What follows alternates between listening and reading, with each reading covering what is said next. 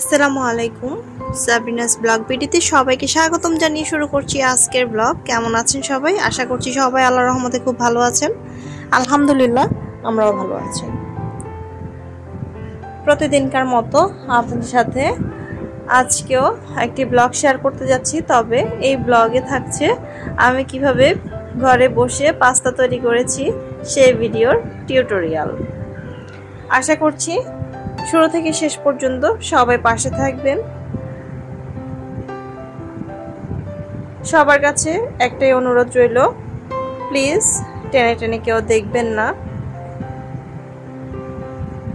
আপনার মূল্যবান সময় থেকে আমাকে একটু সময় দিয়ে যান।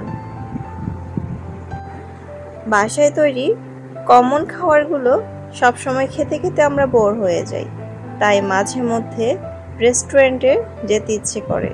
আর যখন রেস্টুরেন্টে যাওয়াটা সম্ভব হয়ে ওঠে না, তখনই ঠিক তৈরি করে ফেলতে পারবেন রেস্টুরেন্টের মতো করে পাস্তা। ঘরে মাত্র সাধারণ কিছু উপকরণ দিয়েই তৈরি করে ফেলতে পারবেন এই পাস্তাটি। রেস্টুরেন্টের স্বাদ যদি ঘরে বসেই পাওয়া যায়, তাহলে কেন আর অনেক অনেক টাকা খরচ করে আমরা রেস্টুরেন্টে যাব? চলুন দেখা যাক। আমি এখানে পাস্তা নিয়েছি। আমি 1 প্যাকেট পাস্তা সিদ্ধ করে নিব। সিদ্ধ করার সময় অবশ্যই পানিটাকে গরম করে নিতে হবে। পাস্তাগুলো ঢেলে দিব, তার মধ্যে দিয়ে দিলাম পরিমাণ মতো লবণ আর সামান্য পরিমাণ তেল। তেলটা অবশ্যই দিতে হবে, তা না হলে একটার সাথে আরেকটা লেগে যাবে। পরিমাণ মতো লবণ দিয়ে দিবেন। 80% সিদ্ধ হলে পাস্তাগুলোকে নামিয়ে ফেলতে হবে। এই ক্ষেত্রে আরেকটু টিপস শেয়ার করি। পাস্তাগুলো নামিয়ে সাথে সাথে পানি দিয়ে ধুয়ে নেওয়া যাবে না। পাস্তাগুলোকে এভাবে একটি ট্রেতে ছড়িয়ে ছিটিয়ে দিয়ে দিতে হবে।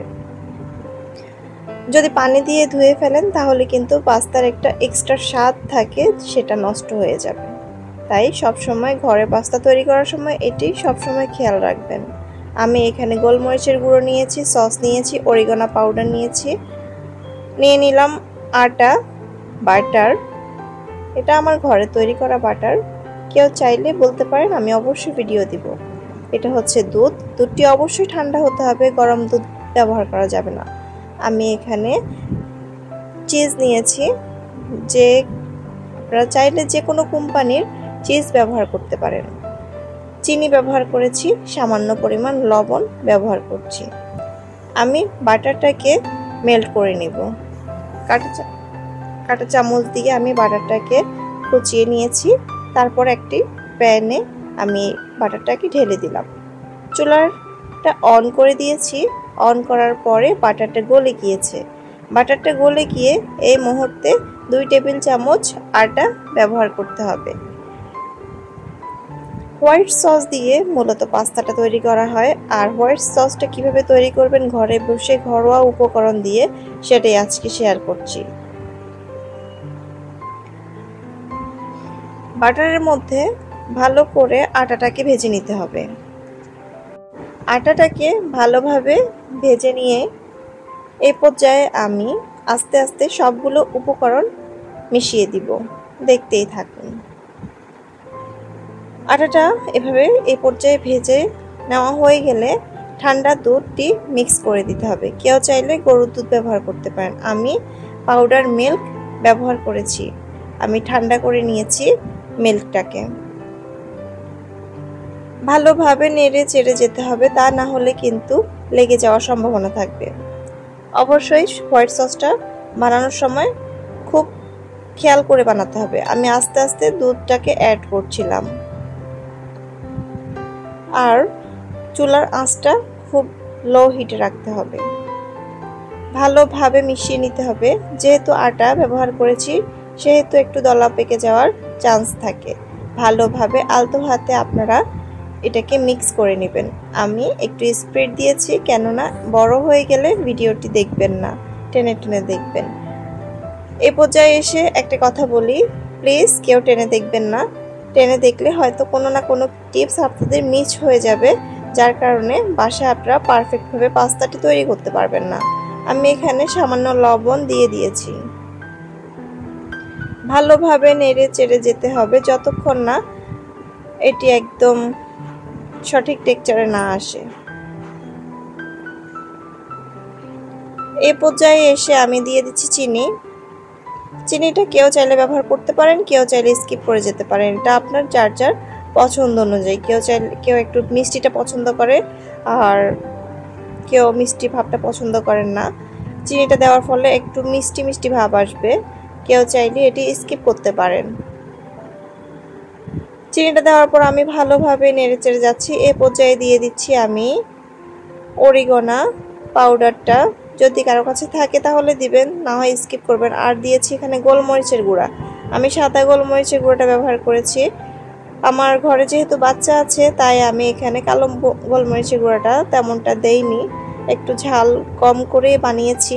কেউ চাইলে ঝালটাকে বেশি করে দিতে পারেন। এখানে কেউ চাইলে চিলি ফ্লেক্স দিতে পারেন যারা ঝাল খেতে পছন্দ করেন। আমি আগেই বলেছি আমি বাচ্চাদের জন্য তৈরি করছি, তাই আমি চিলি ফ্লেক্সটাকে স্কিপ করেছি। আমি এ পর্যায়ে দিয়ে দিলাম টমেটো সস।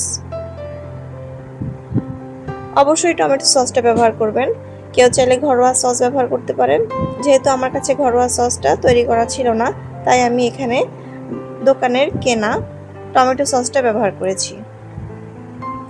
এ পর্যায়ে আবারও ভালোভাবে নেড়ে চেড়ে মিক্স করে নিতে হবে। খেয়াল রাখতে হবে রেস্টুরেন্ট স্টাইলে পাস্তাটা কিন্তু এই রান্নাটার উপরে নির্ভর করে সম্পূর্ণভাবে।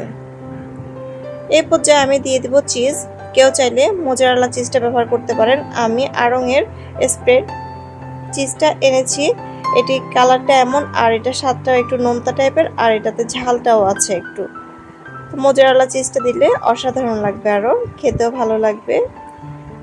যে যার যার পছন্দ মতো চিজটা ব্যবহার করবেন। আমি আরও একটু চিজ ব্যবহার করলাম।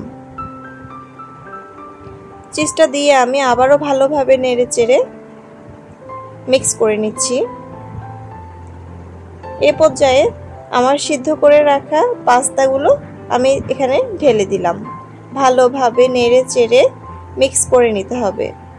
যেহেতু এটি চিজ আর বাটারের সংমিশ্রণে তৈরি, সেহেতু এটি কিন্তু খুব তাড়াতাড়ি দলা পেকে যাওয়ার চান্স আছে, মানে একটু আঠালো হয়ে যাবে। তো এক্ষেত্রে ভয় পাবেন না। আর কেউ চাইলে এখানে ঝালটা অ্যাড করতে পারেন। আমি আরও একটু গোলমরিচ ব্যবহার করেছি, যেহেতু আমি চিলি ফ্লেক্সটি ব্যবহার করছি না তাই আমি এখানে আরেকটু গোলমরিচের গুঁড়া ব্যবহার করেছি। এই পর্যায়ে আমার পাস্তাটি একদম রেডি। রেস্টুরেন্ট স্টাইলের হোয়াইট সস দিয়ে পাস্তাটি ঘরে বসে খুব অল্প সময়ে বানিয়ে খেয়ে ফেলতে পারেন। পরিবেশনের জন্য আমি আরেকটু সস ব্যবহার করছি। খেতে খুবই দারুণ হয়েছে, খুব ভালো লেগেছে। আশা করি আপনারাও ট্রাই করবেন। আর এই পাস্তাটি অবশ্যই গরম গরম খাওয়ার চেষ্টা করবেন, ঠান্ডা হয়ে গেলে কিন্তু পাস্তাটি খেতে তেমনটা ভালো লাগবে না। যেহেতু চিজ আর বাটারের তৈরি, সেহেতু ঠান্ডা হয়ে গেলে এটি মোটেও ভালো লাগবে না। আমি আমার অভিজ্ঞতা থেকে বলছি। আপনারা বাসায় ট্রাই করবেন, কার কেমন হয়েছে অবশ্যই জানাবেন। আমার ভিডিওটি কার কাছে কেমন লেগেছে অবশ্যই জানাতে ভুলবেন না। যারা এখনো সাবস্ক্রাইব করেননি প্লিজ একটি সাবস্ক্রাইব করে পাশে থেকে যাবেন।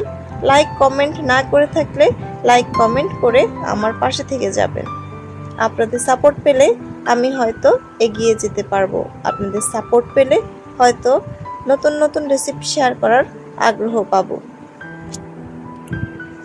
তাই আপনাদেরকে আবারও অনুরোধ করছি, যারা এখনো সাবস্ক্রাইব করেননি প্লিজ সাবস্ক্রাইব করে পাশে থেকে যাবেন।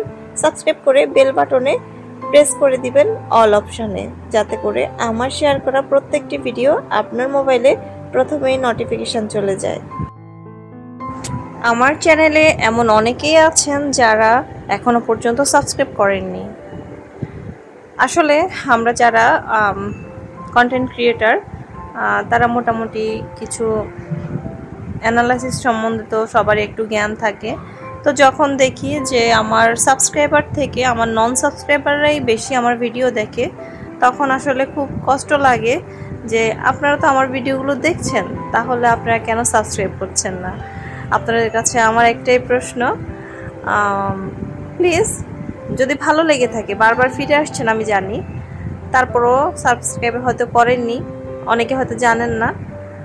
তো সবার কাছে রিকোয়েস্ট থাকবে, প্লিজ আমাকে একটু এগিয়ে যেতে সহযোগিতা করুন।